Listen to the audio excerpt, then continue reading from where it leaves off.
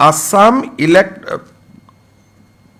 এটা electronic component manufacturing scheme এটা ঘোষণা কৰিছে য'ৰ পৰা নেকি কেমেৰাৰ লাইট কেমেৰা ভিডিঅ'ৰ কেমেৰাৰ পাৰ্টছ এইবিলাক ইলেক্ট্ৰনিক সামগ্ৰীবিলাক প্ৰস্তুত হ'ব to complement that scheme Bharat চৰকাৰে যিটো স্কিম লৈছে তাৰ লগত এডিশ্যনেল ইনচেন্টিভ দি পেলাই আজি আমি Assam electronics component manufacturing top up scheme top up মানে ভাৰত চৰকাৰে যি ইনচেন্টিভ দিছে তাতে আমি টপ আপ কৰিছোঁ এই আঁচনিখনো বা এই প্ৰস্তাৱটো আজি কেবিনেটে অনুমোদন জনাইছে বাকি যিখিনি আমাৰ সৰু সুৰা আৰু কেবিনেটৰ সিদ্ধান্ত আছে সেইখিনি আপোনালোকে আমাৰ ইয়াতে প্ৰেছ ৰিলিজত আপোনালোকে পাব পাৰিব এতিয়া আমি কেবিনেটত লোৱা আন কেইটামান সিদ্ধান্তলৈকে আহিছোঁ যিটো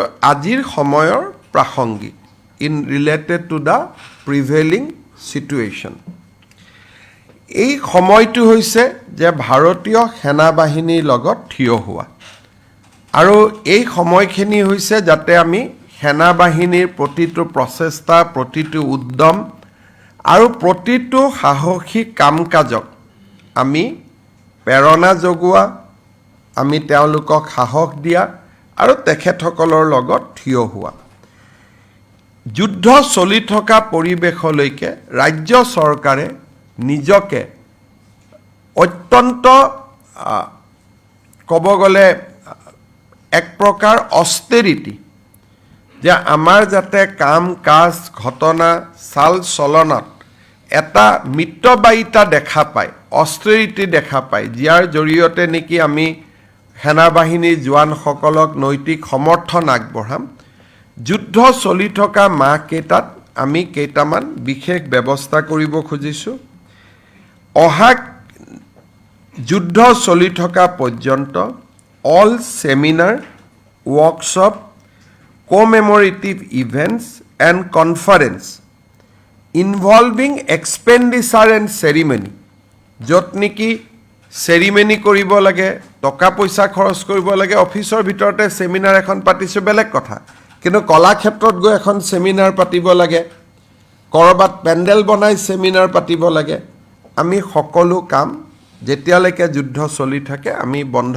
কৰিছোঁ যে আমি মিতব্যয়িতাৰ মাজেৰে কনফাৰেন্স কৰিব লাগে সিএমৰ কনফাৰেন্স ৰুমতে কৰিলে জনতা ভৱনতে কৰিলে ডিসি ৰুমতে কৰিলে কিন্তু আমি যেটো পাব্লিকলি আমি কৰোঁ এই কামখিনি আমি নকৰোঁ যেতিয়ালৈকে যুদ্ধ সমাপ্ত নহয় আমাৰ কোনো অফিচাৰ আৰু মন্ত্ৰী চৰকাৰী খৰচত বিদেশ ভ্ৰমণত নাযায় যে আমি সিদ্ধান্ত লৈছোঁ যে during this period no officers no ministers will travel abroad during this period যুদ্ধ চলি থকা সময়লৈকে ৰাজ্য চৰকাৰে পুলিচক বাদ দি আৰক্ষীৰ বাবে প্ৰয়োজন হলে বেলেগ কথা আৰক্ষী বা সেনা বাহিনীৰ কামকাজক বাদ দি আন গাড়ী মটৰ এইকেইটা দিন আমি কোনেও নিকিনো যি গাড়ীৰ প্ৰপ'জেল আহে ভেহিকল কিনাৰ কথা থাকে এইকেইটা দিন আমি নতুন গাড়ী মটৰ একো নিকিনো মানুহে ভাল নাপাব এইকেইটা দিন কোনোবাই নতুন গাড়ী এখন কিনি চলাই আছে গতিকে আমি এইকেইটা দিন গাড়ী মটৰ নিকিনো কিন্তু পুলিচক কিবা লাগিলে দ্যাট ইজ এ এক্সেপশ্যন এইটো এটা বেলেগ কথা এইকেইটা দিন আমি ডাঙৰ গণ সমাৱেশ বা ডাঙৰ মিটিং কৰাৰ পৰা বিৰত থাকিম যিমান পাৰোঁ আমি ভাৰ্চুৱেল মুডত মিটিং কৰিম যদি এইকেইটা দিন আমাৰ মিটিং ডাঙৰ ডাঙৰ সভা সমিতি যিবোৰ চৰকাৰৰ পৰা কৰা হয় আমি অন্তত যুদ্ধ চলি থকা সময়ত আমি কৰিব খোজা নাই যদি বিশেষ কিবা সাংঘাতিক ডাঙৰ আঁচনি এটা আহিছে আমি আৰম্ভ কৰিব লাগে যেনেকুৱা শিৱৰাজ চৌহান ডাঙৰীয়া অহা কথা আছে 16 তাৰিখে তেওঁ আমাক 4 লাখ নতুন দুখীয়া মানুহৰ কাৰণে ঘৰ দিব গতিকে সভা এখন কৰিব লাগিব কিন্তু সেইখনে আগতে যেনেকৈ আমি এক্সিবিশ্যন দি বহুত ডাঙৰকৈ কৰোঁ এতিয়া সেইখনকে আমি মিতব্যয়িতাৰ মাজেৰে কৰিম আৰু যিমান পাৰোঁ লাৰ্জ গেডাৰিং আমি এভয়েড কৰিম এইকেইটা দিন চৰকাৰৰ আঁচনি বা চৰকাৰৰ সাফল্য আদিৰ এডভাৰটাইজমেণ্ট হোৰ্ডিং টিভি আমি নকৰোঁ আমাৰ যিমান কেইখন হোৰ্ডিং আছে অসম চৰকাৰৰ সেই গোটেইকেইখন হোৰ্ডিং আমি দেশপ্ৰেমমূলক কথাৰে আমি গোটেই হোৰ্ডিংখিনি কনভাৰ্ট কৰি পেলাম, য'ত নেকি মানুহে দেশপ্ৰেমৰ বাণী পায়। এতিয়া আঁচনিৰ কথা আছে, ক'ৰবাত মোৰো ফটো আছে, সেইবিলাক এতিয়া সকলো নোহোৱা হৈ যাব। It will be only display the spirit of nationalism, যিমান গভৰ্ণমেণ্ট হোৰ্ডিং আছে গোটেইখিনি। এইকেইটা দিন আমাৰ বিষয়াসকলে নন এছেঞ্চিয়েল ট্ৰেইনিং আদিতো নাযায়। বোলে আজি মছৰি ট্ৰেইনিং আছে, এছেঞ্চিয়েল হ'লে বেলেগ কথা, নন এছেঞ্চিয়েল ট্ৰেইনিং আদিতো আমি নাযাওঁ। কেইটামান আমি আৰু কথা হাতত ল'ব খুজিছোঁ। আমাৰ চৰকাৰী কৰ্মচাৰীৰ ছুটীটো আমি কেনচেল কৰিব খোজা নাই, কাৰণ আমি ৱাৰ এক্টিভিটিৰ যিটো জ'ন তাতকৈ আমি বহুখিনি বৰ্তমান দূৰত আছোঁ। কিন্তু লিভত যোৱা অফিচাৰসকলৰ ফোন নম্বৰ, এড্ৰেছ ছিনিয়ৰৰ লগত থাকিব, প্ৰয়োজন হ'লেই যাতে আমি তেওঁলোকক মাতি আনিব পাৰোঁ। So' that is number 2। Number 3, যে আমি ভলেণ্টিয়াৰী ব্লাড ডোনাৰ এখন লিষ্ট আমি প্ৰিপেয়াৰ কৰিম, particularly focusing on rare blood groups. কালি যদি ফটক কৰি জম্মু কাশ্মীৰৰ পৰা আহে যে বি নিগেটিভ ব্লাডছ লাগে, এইবোৰ দেশত বহুত নাথাকে। সেইকাৰণে আমাৰ জিলা প্ৰশাসনৰ লগত কালি পঞ্চায়তৰ ইলেকশ্যন আছে, পৰহি মই VC কৰিম। They will prepare a list of blood donors, যাতে প্ৰয়োজন সাপেক্ষে অসমৰ পৰাও আমি ব্লাড পঠাব পাৰোঁ, particularly rare groups, B negative, A negative, AB negative, O negative, এই ধৰণৰ আমি এখন লিষ্ট বনাই ৰাখিম, যাতে ব্লাড আমি ড্ৰ কৰি লগে লগে সেনাবাহিনীক আমি দিব পাৰোঁ। চ' জিলা প্ৰশাসনে এই কামতো গুৰুত্ব দিব। দ্বিতীয়তে, অহা কেইটামান দিনত আমাৰ হস্পিটেলসমূহত ICU কাম কৰি আছে নে নাই, ICU ক'ভিডৰ সময়ত যেনেকৈ আমি এটা হস্পিটেলখিনিৰ ওপৰত আমি এটা অডিট কৰিছিলোঁ, যে ইন কেছ অফ আৰ্জেঞ্চি ডক্টৰ ক'ত আছে, চাৰ্জন ক'ত আছে, এনাষ্টেচিছ ক'ত আছে, গোটেই অডিটটো আমি কৰিব খুজিছোঁ, যাতে প্ৰয়োজন হ'লে অসমে হেল্থ কেয়াৰৰ ক্ষেত্ৰত পিছুৱাই নাথাকে। আৰু কালি যদি আমাক কয় যে নহয় জম্মু কাশ্মীৰলৈকে, পাঞ্জাৱলৈকে 10জন চাৰ্জন পঠাব লাগে, 10জন নিউৰলজিষ্ট পঠাব লাগে, আমাৰ লগত যি আছে আমি যাতে পঠাব পাৰোঁ। সেইকাৰণে আমি হেল্থ ছিষ্টেমটো অহা কেইটামান দিনত আমি এটা অডিট কৰিব খুজিছোঁ। ছেকেণ্ড, নৰ্থ ইষ্টত আৰ্মিৰ এটা ডাঙৰ ইনফ্ৰাষ্ট্ৰাকচাৰ আছে আৰু আৰ্মিৰ মুভমেণ্ট হয়। এইকেইটা দিন আমি জিলা উপায়ুক্তসকলক অনুৰোধ কৰিম যাতে তেওঁলোকে আৰ্মি এয়াৰফ'ৰ্চৰ লগত খুব ক্ল'জ কণ্টেক্টত থাকে, এণ্ড দে ফেচিলিটেট দেয়াৰ মুভমেণ্ট। যদি যাব লাগে, গাড়ী এখন পোৱা নাই, ফটক কৰি গাড়ী যোগাৰ কৰি দিয়া, এই গোটেইখিনি। আৰু আৰ্মি আৰু এয়াৰফ'ৰ্চ কেম্পৰ কাষত থকা পপুলেশ্যনখিনিকো আমি যুদ্ধৰ বিষয়ে সজাগ কৰিব খুজিছোঁ, যাতে তেওঁলোকে এটা চিভিল ডিফেন্স হিচাপেও নিজক ক্ৰিয়েট কৰিব পাৰে। থাৰ্ড, আমি এটা খুব ইম্পৰ্টেণ্ট আজি কেবিনেটত সিদ্ধান্ত লৈছোঁ যে এই সময়খিনিত সেনাবাহিনীৰ জোৱানসকল ফ্ৰণ্ট লাইনত আছে। ঘৰত মাকৰ বেমাৰ, ল'ৰাৰ এডমিশ্যন হোৱা নাই, ঘৈণীয়েকে কৰিব পৰা নাই, তেওঁলোকৰ অসমৰ চিন্তাটোৱে যাতে তেওঁলোকক তাতে এফেক্ট নকৰে। সেইকাৰণে নেক্সট 7 ডেইজত জিলা প্ৰশাসনে প্ৰত্যেকগৰাকী সামৰিক বাহিনীৰ জোৱানৰ নাম আৰু এড্ৰেছ উলিয়াব, তেওঁলোকৰ ঘৰত যাব, আৰু আমি এটা ডিষ্ট্ৰিক্ট কণ্ট্ৰল ৰুম কৰিম যে আৰ্মিৰ ফেমিলিক কিবা প্ৰয়োজন হ'লেই যাতে আমি সহায় কৰিব পাৰোঁ। ছাপৰ্ট গ্ৰুপ এটা আমি কৰিব খুজিছোঁ। আৰু মই আজি ৰাতিপুৱা আমাৰ পাৰ্টিৰ অফিচত গৈছিলোঁ, তাতো মই কৈ আহিছোঁ যে মোৰ সমষ্টিত যদি 10 গৰাকী সেনাবাহিনীৰ জোৱান আছে, আমি এতিয়া আইডেণ্টিফাই কৰি ল'ম, আৰু যুদ্ধ নোহোৱালৈকে সেই 10টা ফেমিলিৰ যি অসুবিধা হওক সেইটো অসম চৰকাৰে চাব। So those family will be taken care by Assam government. কাৰোবাক স্কুলত এডমিশ্যন লাগে, কাৰোবাক গেছৰ চিলিণ্ডাৰ লাগে, কোনোবাই কিবা পোৱা নাই, যিবিলাক সৰু সুৰা চিন্তাই যুদ্ধত থকা মানুহজনক মানসিকভাৱে দিগদাৰ কৰিব পাৰে, we want to take over that responsibility so that the person who is on the war front, he is not disturbed by the present situation in its home. Second, আমি এইকেইটা দিনত আমাৰ ডিপাৰ্টমেণ্ট হওক, ইনষ্টিটিউশ্যন হওক, চবকে আমি display এক্সাম্পলাৰী discipline, অষ্টেৰিটি আৰু efficiency, এই তিনিওটাৰ মাজেৰে আমি যাবৰ কাৰণে অনুৰোধ কৰিম, কাৰণ we do not know' who will be required at what way in the front line. So' এইকেইটা দিন কোনোবা ক্লাবত যোৱা, কোনোবা ক'ৰবাত যোৱা, এটলিষ্ট গভৰ্ণমেণ্ট ডিপাৰ্টমেণ্ট মন্ত্ৰী বা আমি চৰকাৰৰ যিখিনি লিডিং পজিশ্যনত আছোঁ, we should demonstrate a austerity in solidarity with the Indian arm forces. Bharat চৰকাৰে এটা আমাক বিশেষ নিৰ্দেশ দিছে, যিটো আপোনালোকৰ মাজেৰে আমি পপুলাৰ হোৱাটো বিচাৰিছোঁ.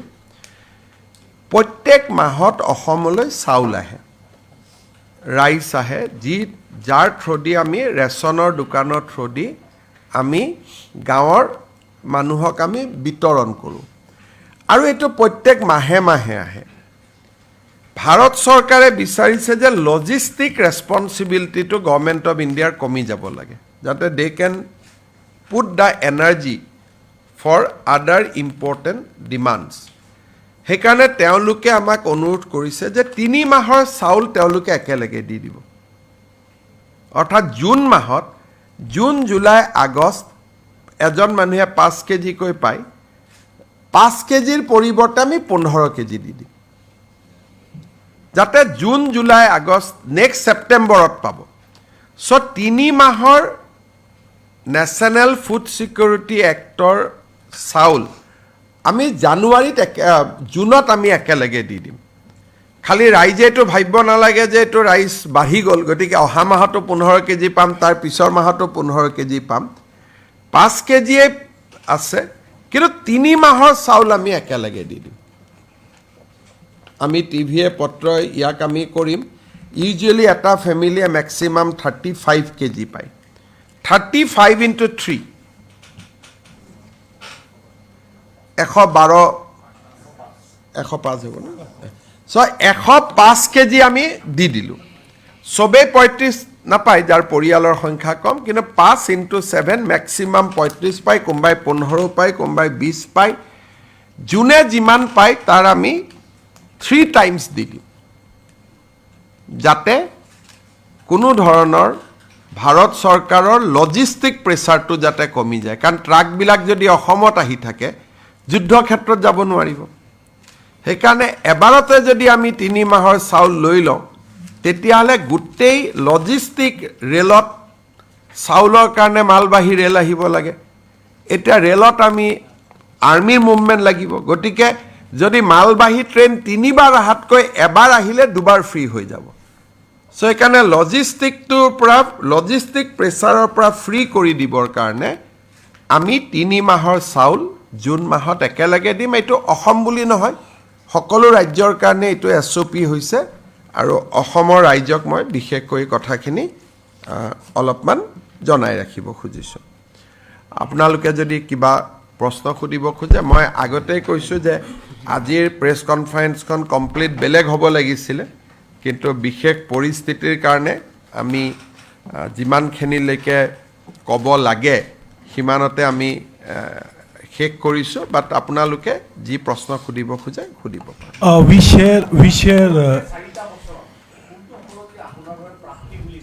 চাওক, আটাইতকৈ ডাঙৰ প্ৰাপ্তি হ'ল অসমখনক শান্তিলৈ উভতাই লৈ অহা. আৰু শান্তি বুলি কওঁতে শান্তি কিয় হ'ল? জনজাতি অজনজাতীয় লোকৰ মাজত সমন্বয় হ'ল, জাতি ধৰ্ম বৰ্ণ সকলো আজি একে মঞ্চত থিয় হৈছে. গতিকে মই ভাবোঁ যে 3টা মেক্ৰ' কথা: শান্তি, সমন্বয়, বিকাশ. আৰু এই তিনিটাই অভূতপূৰ্বভাৱে যোৱা 4 বছৰত আমি দেখা পাইছোঁ অসমত ইমান শান্তি কেতিয়াবা মোৰ ভয়ো লাগে ইমান শান্তি মই ক্লাছ 5ৰ পৰা আজিলৈকে দেখা নাই now I am 55 years class 5ত 78ৰ পৰা আমি ইষ্ট বেংগল আৰু বেংককৰ ফুটবল খেলাৰ কাজিয়া দি আমাৰ বেসিক্যালি জ্ঞান চকু মুকলি হৈছিলে তাৰ পৰা আজিলৈকে আমি কেতিয়াও অসমত ইমান শান্তি আমি দেখা নাছিলোঁ সো যেতিয়া শান্তি হয় সমন্বয় থাকিলে শান্তি হ'ব বিকাশ থাকিলেহে শান্তি হ'ব মই ভাবো যে today Assam is completely A different state আগৰ কোনো কথাৰ লগতে মিল নাই ঐতিহ্য আছে পৰম্পৰা আছে বাট from our resolve to do something more we are completely a different state now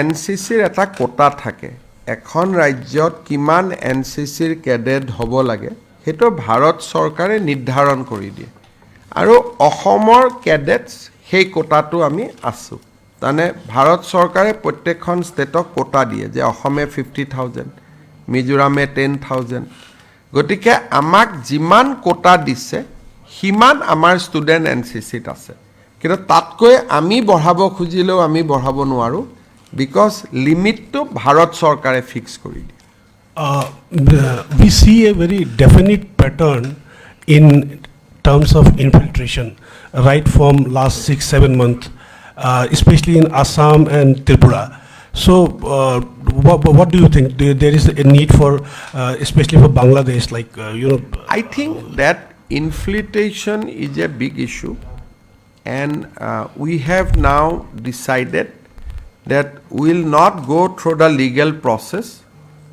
earlier decision was to arrest a person and then bring it to the Indian legal system so you have seen the number of infiltration because communication has increased earlier also we used to arrest 1,500 foreigners but we used to arrest them they must be in some jail and then they are produced before a court of law now we have decided no we will not bring them inside our country we will push them so this pushing them back is a new phenomena that is why you are hearing more numbers otherwise numbers is almost same every year I think 4-5,000 people enter but because of pushback this number will become minimized now so pushback is a new innovation sir given the situation in the western front do you think now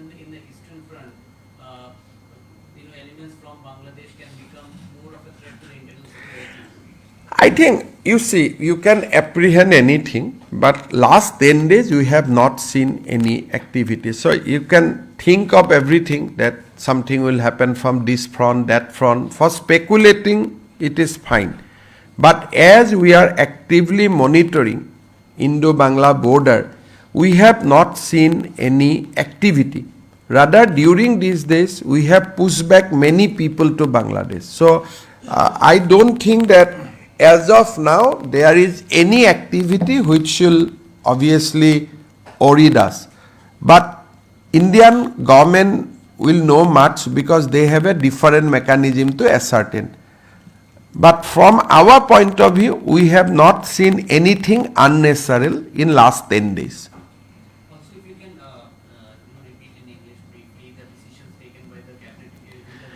today Assam government has taken certain important decision in our cabinet first we have decided to suspend all meetings ceremonies which involve expenditure we have suspended the foreign travels we have suspended the trainings we have suspended ceremonies so that during this period we align with the families of our armed forces. So we have decided not to purchase new vehicles except police.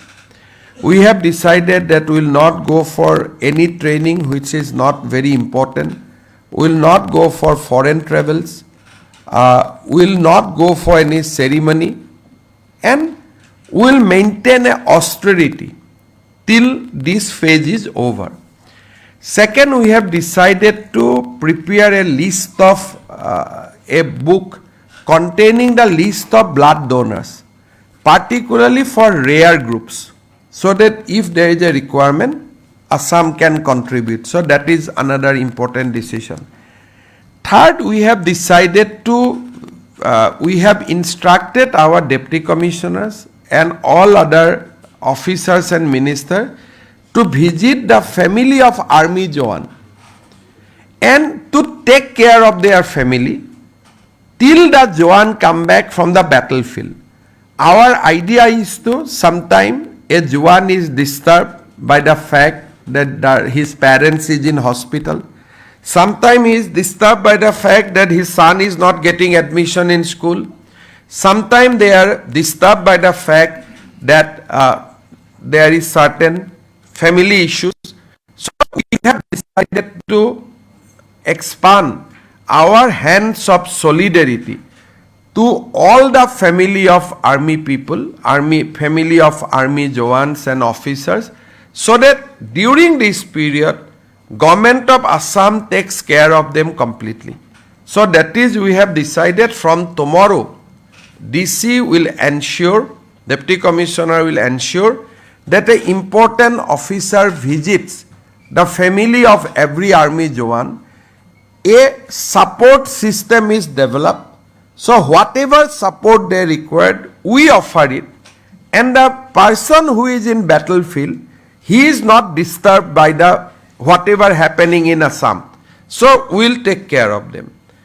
Of course, Government of India has decided that 3 months food grain under National Food Security Act will be given in advance. So we'll follow that instruction of Government of India. Third, we have also set up a control room. So the Assamese students who are studying in Chandigarh, Jammu Kashmir, if they want to come back, we extend support to them. So that is another decision in cabinet to create a support system for the students who are in conflict zone. So if they want to come back, they can come back.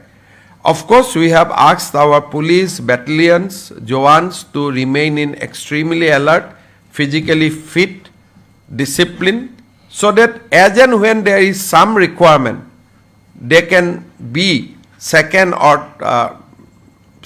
defense or third defense for our country. Mr. Chief Minister, recently 300 Bangladeshis who were arrested in Gujarat were deported by Agartala.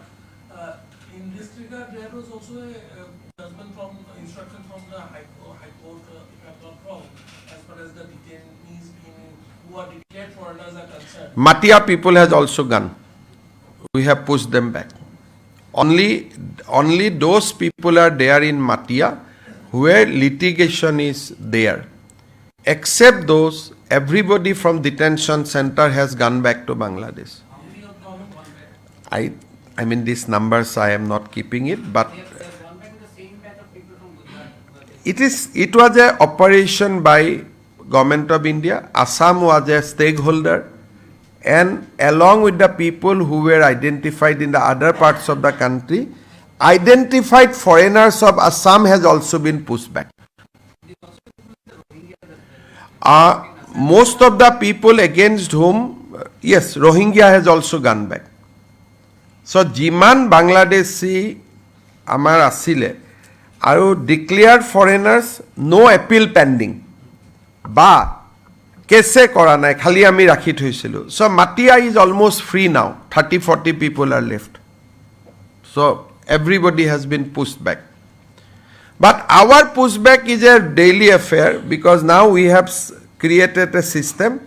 Zero line we interested. We convince BDR, look, they are about to cross, you stop them. So this system has now been institutionalized. And this Matia detention center is now almost free. I think 30-40 people will be there now. Sir, অলপতে চীনলৈ যাওঁতে বাংলাদেশৰ caretaker ৰাষ্ট্ৰপতিয়ে কৈছিল যে north stock যদি separate কৰি দিব যায় ইণ্ডিয়াৰ ওপৰত ডাঙৰ আঘাত হ'ব।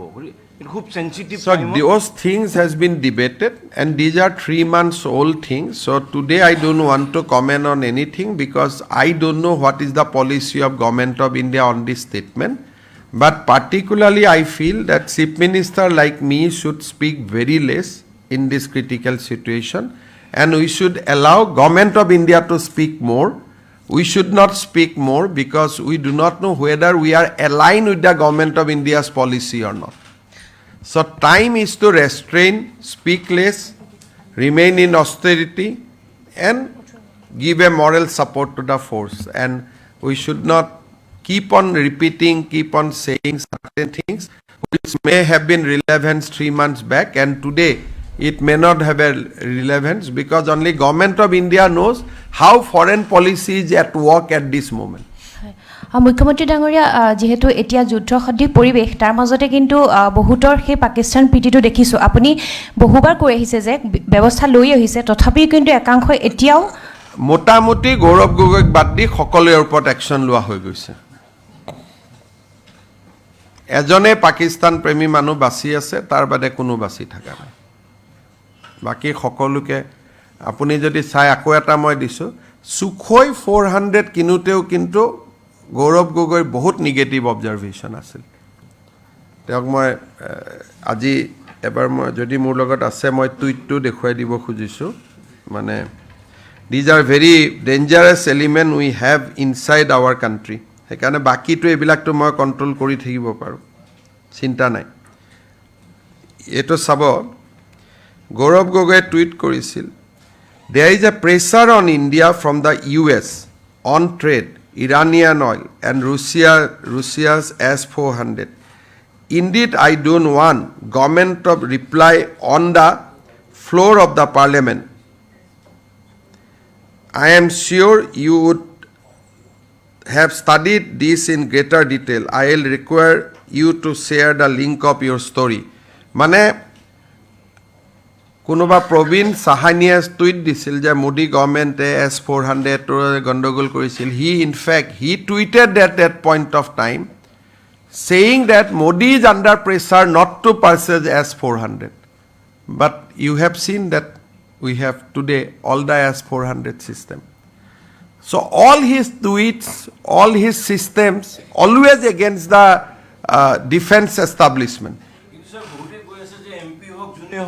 দেশ বিৰোধী মানুহক এৰেষ্ট কৰিব লাগে হেতু ষ্ট্ৰং এটা কৰিম আপোনালোকৰ মৰম বিলাক কমিব লাগিব না মইতো এৰেষ্ট কৰি দিম এতিয়াতো যাক এৰেষ্ট কৰিছো আপোনালোকে নিগেটিভলি লিখা নাই এই জায়গাত এৰেষ্ট কৰিলেতো আপোনালোকে নিগেটিভ কৰি দিব সেইকাৰণে 10 ছেপ্টেম্বৰলৈকে প্ৰমাণখিনি আহক আৰু